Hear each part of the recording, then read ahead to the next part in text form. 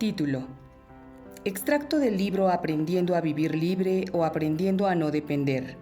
Un enfoque irreverente y efectivo que redefine a la codependencia y te lleva de la recuperación a la cura y te enseña a elegir responsablemente sobre tus relaciones afectivas. Por Gabriela Torres de Moroso Bucetti. Junio 2011. Agradecimientos. Gracias por elegir escuchar este material que pretende ser más que un audiolibro, una charla entre tú y yo. Si reflexionas seriamente en cuáles son las causas que te motivaron a escuchar este material, te aseguro que son las mismas que las mías al escribirlo. Soy una ferviente convencida de que uno enseña lo que necesita aprender, muestra a otros lo que necesita encontrar y escribe lo que necesita saber. Este es un libro escrito desde esta que yo era a la que hoy soy. Escrito no desde otros libros, sino desde mi propia experiencia personal, más que profesional. Mi agradecimiento profundo a mis mejores maestros y maestras, mis pacientes, a mi maestro de amor incondicional e inteligente, mi esposo, Pablo, y a mis 3 hijos, Kim, Kiri y Luis Octavio, la luz de mi vida. Capítulo 1. El inicio del camino.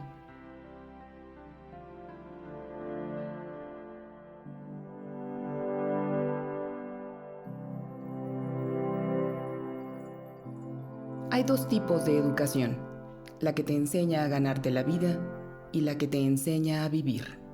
Anthony de Melo. Tienes en tus manos un poco ortodoxo acercamiento al tratamiento de la dependencia afectiva. Un tratamiento que te otorgará el poder de cambiar tu relación con otros, pero sobre todo contigo mismo.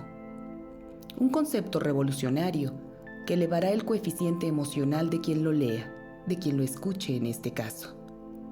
Un manual práctico y efectivo que te acompañará en el difícil camino de los cambios de adentro hacia afuera para modificar nuestra vida no solo en lo emocional, sino de manera integral. En sus páginas encontrarás conceptos confrontantes, poco ortodoxos y altamente provocativos, además de muy bien sustentados, para aprender a vivir libre de la dependencia y de la codependencia afectiva, pero no en un sentido metafórico u holístico.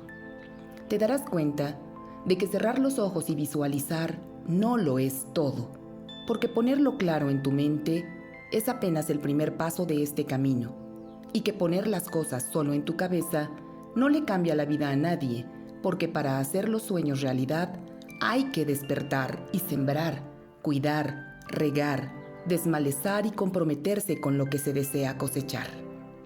Y que no hay forma de hacer trampa tampoco. Hoy elijo compartir estos conceptos contigo, porque después de conocer tantos charlatanes en el área de la felicidad y en el área del éxito, todo lo que encontrarás aquí es lo que realmente ha cambiado mi vida y mi trabajo y el de muchos, de una forma rápida y efectiva. Este es un manual para vivir, encontrar el sentido de tu vida y aprender a amar inteligentemente. Amar con sentido, amar con una brújula en la mano. Después de leer mucho sobre este tema, yo sabía que era necesario un libro que combinara conocimiento, empatía y sentido común para aquellos que sufrimos cada vez que amamos hasta que aprendemos a hacerlo de manera diferente. Este libro es un mapa y una brújula que te ayudarán a salir del laberinto emocional en el que te sientes perdido. Es un manual práctico de cómo encontrar el mapa correcto y luego utilizar ese mapa de responsabilidad y que junto con una brújula de principios elementales que también aprenderás a usar, podrás encontrarte a ti mismo. Antes de escribir este libro, he pasado muchos años de mi vida consultando los mapas de otras personas, acompañando a otros en el camino, encontrando mi propio camino al lado de otros. Gracias a ellos, he tomado el rumbo algunas veces, he retomado el rumbo otras y he dedicado mucho tiempo en estudiar cartografía emocional. Quiero pensar que algunos de ustedes hoy pueden servirse de estos elementos, de estos mapas, y que seguramente otros van a llegar por diferentes caminos, Es cierto que no solo hay un camino, pero teniendo claro que no es lo mismo ir por el buen camino que por el camino correcto, me ayudó a mí a salir del mismo laberinto emocional hace años. Pero desafortunadamente, este libro no existía y yo no tuve una guía tan rápida, tan poco ortodoxa y tan efectiva. Yo sí tuve que estrellarme muchas veces y muchos meses y perderme muchas otras en este laberinto hasta que empecé a llevar una bitácora fiel, cada uno de mis tropiezos y esfuerzos infructuosos, y también de los que otras personas que estaban en el camino, y a aprender de ellos, con lo que para cuando encontré la salida y me encontré a mí misma, era ya una buena cartógrafa emocional. Espero elijas seguir las sugerencias de este libro y seguro nos encontraremos en este camino. Nota: todos los nombres que utilizaré en este libro han sido modificados para resguardar la confidencialidad de mis pacientes y de personas cercanas a mí en la vida, aunque todas las historias son verídicas. Agradezco profundamente que al leer este libro, esas personas se encuentren a ellos mismos e interpreten que elegir utilizar sus historias para este libro es un reconocimiento a ellos y para todas sus elecciones. Mi más profundo agradecimiento para todos ellos. Hay que continuar buscando y prestar atención. Siempre vemos el camino que mejor nos conduce a nuestros sueños, pero solo andamos por el camino al que ya estamos acostumbrados. Pablo Coelho. Imagina que estás por emprender un viaje y que te encuentras a un buen amigo y le cuentas todos los detalles del mismo. Y que al terminar de expresar esto con gran emoción, tu amigo te pregunta ¿para qué y por qué quieres ir a ese lugar y con qué recursos cuentas para ello? ¿Qué le contestarías? Imagina que estás por emprender un viaje y que te encuentras a un buen amigo y le cuentas todos los detalles del mismo. Y que al terminar de expresar todo esto con gran emoción, tu amigo te pregunta para qué y por qué quieres ir a ese lugar y con qué recursos cuentas para ello. ¿Qué le contestarías? Antes de emprender un viaje, lo más inteligente sería tener bien claro hacia dónde vamos y qué nos hace falta para llegar a ese lugar y para permanecer en él por el tiempo que elijamos. Y emprender el viaje con todos los recursos para llegar al destino exitosamente es imprescindible, así como tener claro el punto de llegada desde el inicio. ¿Qué llevar para llegar y pasarla bien en ese lugar? Representa el equipaje. Los siguientes capítulos te ayudarán a tener estos aspectos bien claros. ¿Quién eres? ¿Qué quieres? ¿Y cómo conseguirlo? Comenzaremos dando algunos ejemplos del problema que nos une a todos, la dependencia afectiva o emocional. Luego sugeriré una solución basada en principios. Antes de empezar, quisiera aclarar que no es lo mismo dependencia que codependencia. Y considero conveniente aclararlo porque muchas personas se refieren a ambos términos como sinónimos. Nada más lejos de la verdad. Codependencia, contradependencia. La codependencia no es el grado superlativo de la dependencia emocional, como algunos autores afirman. Si bien el adicto es dependiente porque depende a algún tipo de sustancia, el codependiente es adicto al adicto o coadicto. El codependiente depende de las emociones de otros, de controlar a otros, manipula al otro como una forma de conseguir lo que cree necesitar, se pierde a él mismo a través de otros. Con frecuencia su convicción es: si tú estás bien, yo también. Si tú estás mal, yo estoy mal y quizá peor. Más adelante profundizaré en la manera de cómo surge la codependencia, cuáles son sus características, así como las posibles soluciones. Pero por ahora, quiero determinar que no considero el término codependencia como sinónimo de dependencia, ya que considero a la primera como una forma de relación con un adicto, donde un adicto depende de una sustancia, actividad o persona, y uno depende de ese individuo, y ambos dependen, aunque no sea mutuamente, de algo, mientras que la dependencia es toda relación disfuncional con cualquier persona, y no necesariamente esta persona es la pareja. La dependencia es una forma poco educada, dijéramos, de relacionarse, pues se desconocen otras formas, aunque la persona con la que nos relacionamos no sea adicto a ninguna sustancia, actividad o persona. Esto es importante porque permite más posibilidades en una persona de darse cuenta del modo de relación que tiene con otras personas, y de esta manera también lo posibilita para elegir educarse en el sentido emocional y cambiar su forma de relacionarse. Por lo tanto, en este libro utilizaré el término dependencia en vez de codependencia para referirme a esta forma de relación destructiva. Y para la dependencia, que no es lo mismo que adicción, existe una solución. ¿Quién soy? El origen. Antes de que empieces con la lectura de este libro, voy a pedirte que acerques una hoja en blanco, preferentemente tamaño carta, y un lápiz con punta. ¿Listos? Bien, ahora dibujo un árbol. Un gran árbol en esa hoja a lápiz. Guarda tu hoja hasta que llegues al capítulo 3 de este libro. Te ayudará a obtener información valiosa sobre ti. Gracias. Confía en mí. Ahora quiero corroborar que tengas en tus manos el libro correcto. Puedes contestarte a ti mismo, a ti misma, sin titubeos a la pregunta ¿quién soy? Si no puedes, tienes en tus manos el libro correcto. Sigue leyendo, por favor. Me he percatado a través de mi práctica clínica y psicoterapéutica que las personas que desarrollan algún tipo de dependencia tienen un denominador en común: un sistema familiar con conductas maladaptativas como una manera de protección.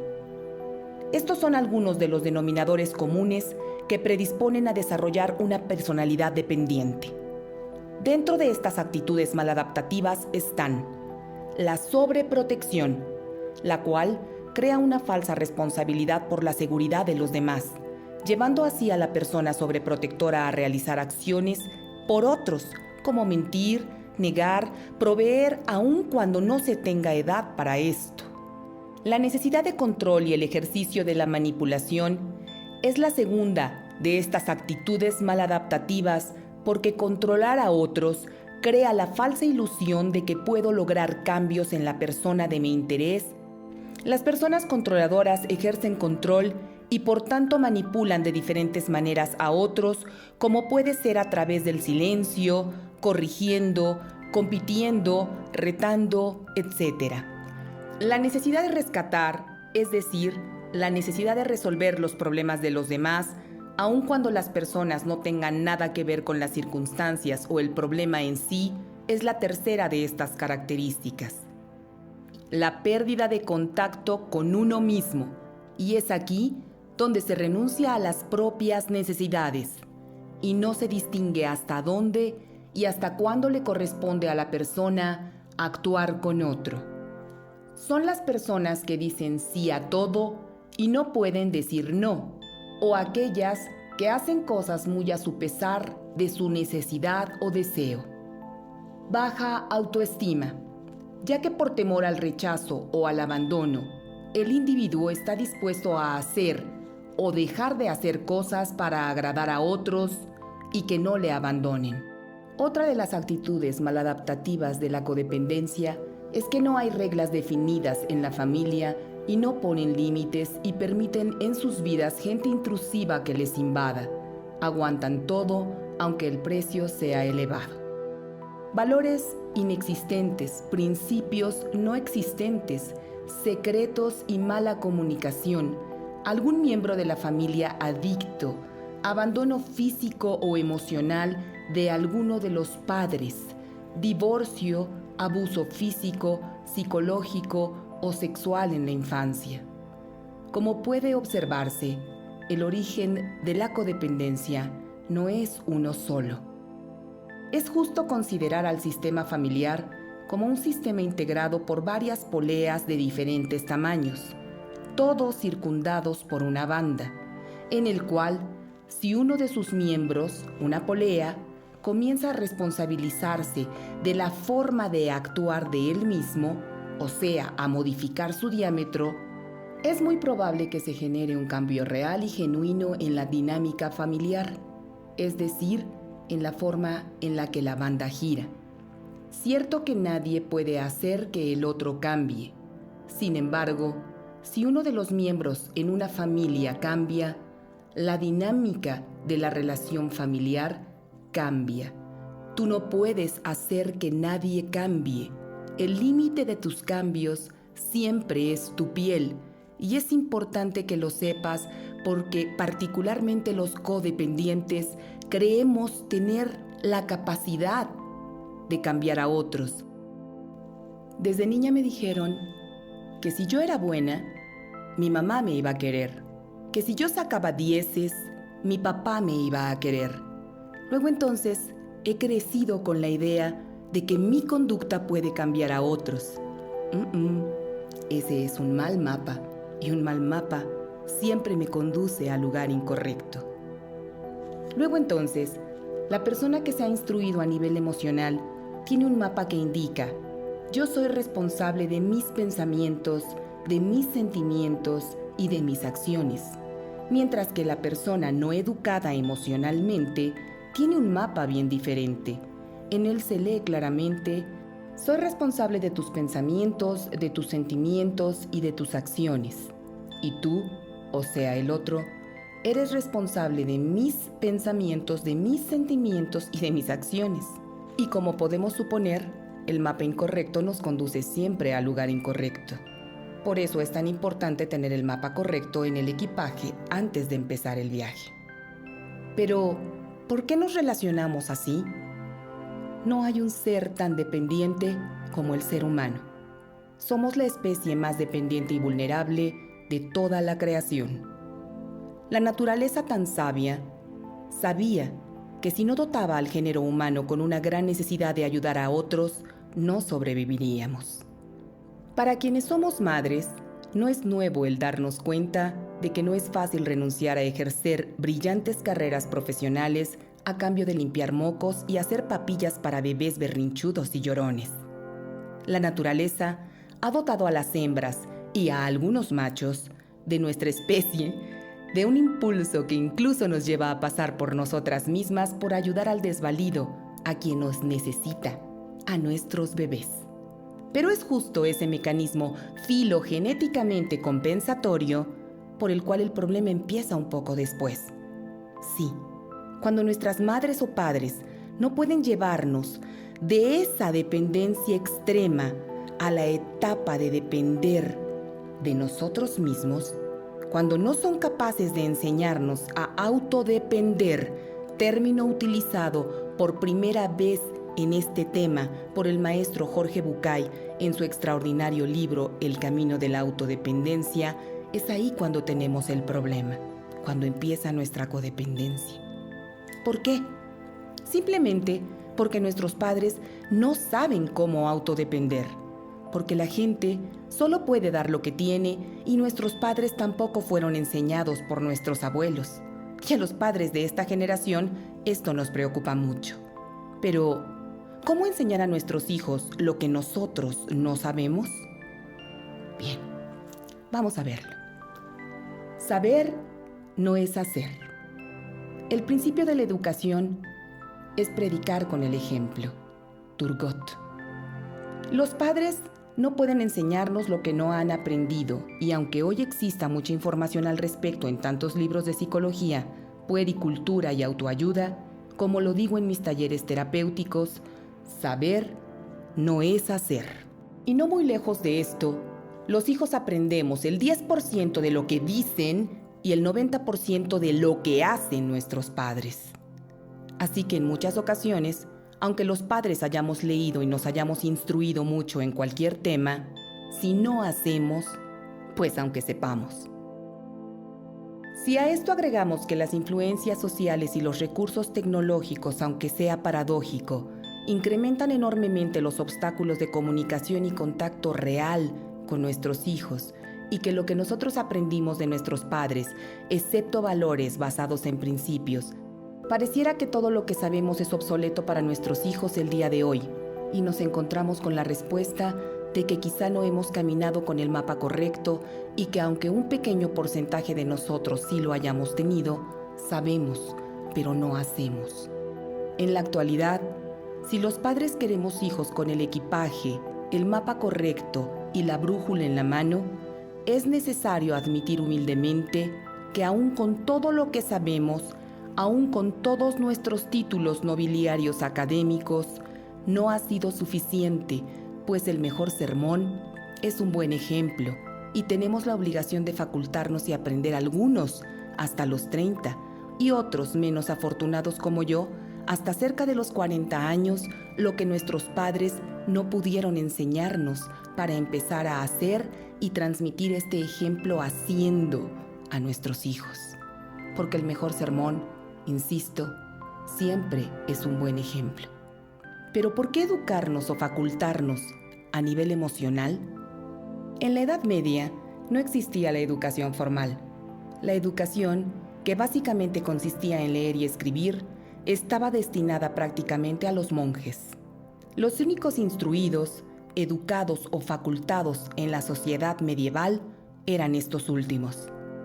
Y eran solo los chicos problema, es decir, los hijos rebeldes de la sociedad medieval, los que eran recluidos y entregados a los monjes y que vivían con ellos dentro de estos conventos y de esta forma eran instruidos y educados.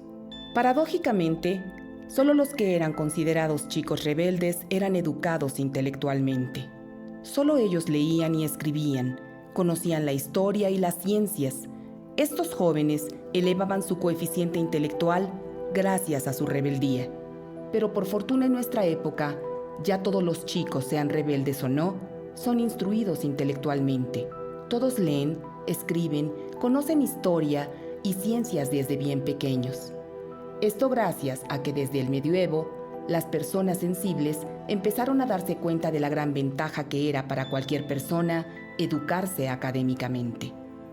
Sin embargo, hasta el día de hoy, ya en la primera década del siglo XXI, solo los chicos problemas son llevados al psicólogo. Jóvenes que dan problemas en la escuela y que en su casa parecen inadaptados y con déficit de atención y varios diagnósticos más. Algunos ya hasta medicados. Y gracias a esto, son conducidos a un consultorio psicoterapéutico. Y gracias a esto nuevamente, al igual que los chicos rebeldes de la Edad Media, solo ellos se facultan, pero no a nivel intelectual, sino emocionalmente. Y estos jóvenes contemporáneos elevan su coeficiente emocional gracias a su rebeldía. Y en los casos más afortunados sus padres también, debido a que tienen hijos maestros. Esos padres se facultan emocionalmente. Y así como para todos elevar el coeficiente intelectual y mental hoy es imprescindible, pero no lo era para las personas de la Edad Media, hoy elevar el coeficiente emocional quizá no parezca ni siquiera necesario por aquellos que desconozcan sus beneficios, pero son muchos y bien conocidos para quienes hoy son letrados emocionales, pues la calidad de su vida, en general, se eleva de manera significativa. Pero, ¿cuál es el origen de nuestra dependencia a cosas, a actividades, a sustancias y a personas? Esa, precisamente. Ese es el origen, la ignorancia. La ignorancia emocional de nuestros padres, abuelos y bisabuelos. Esa y no otra. Ahí radica el origen de nuestra propia ignorancia emocional y no de otro lugar. He aquí el origen y nuestro punto de partida en el viaje que ahora comienza.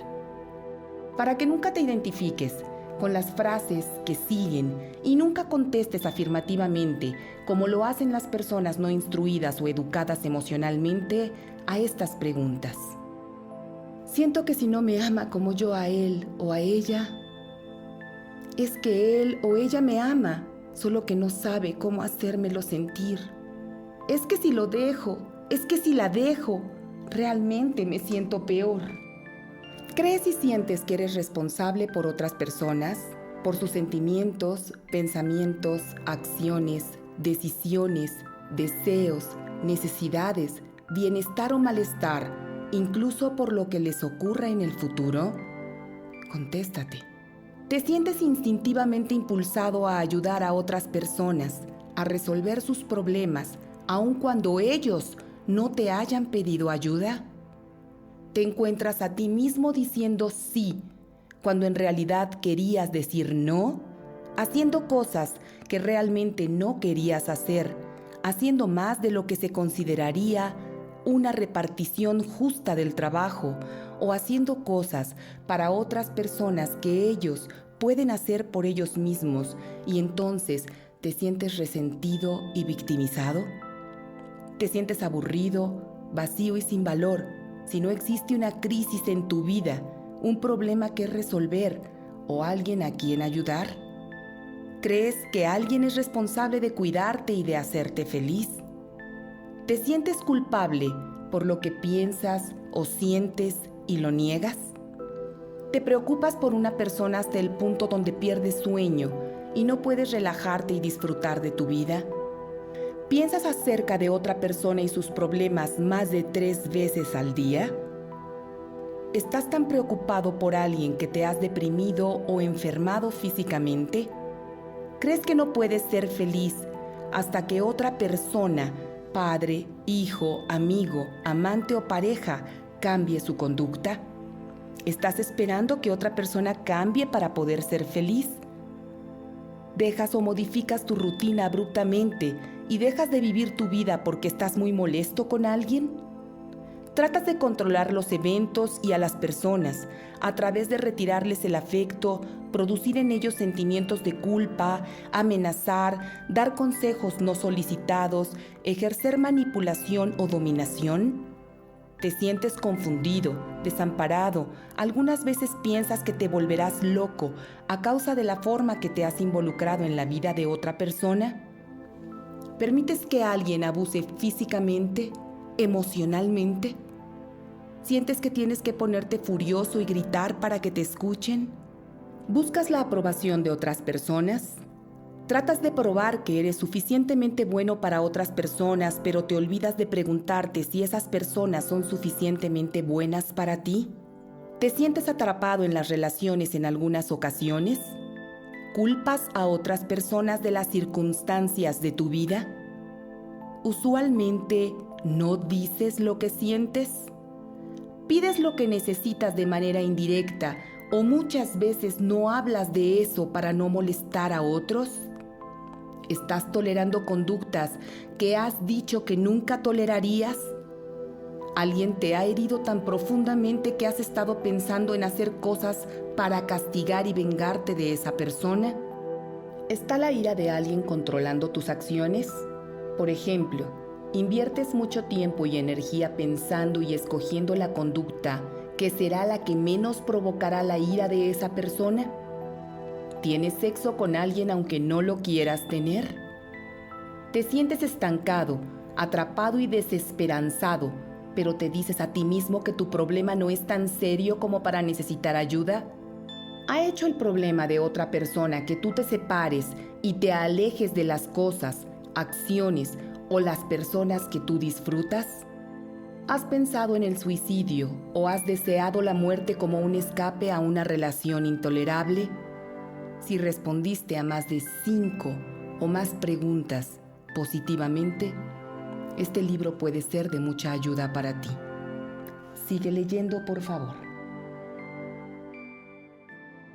Si desea más información sobre el tema, visite la página www.vivirlibre.org.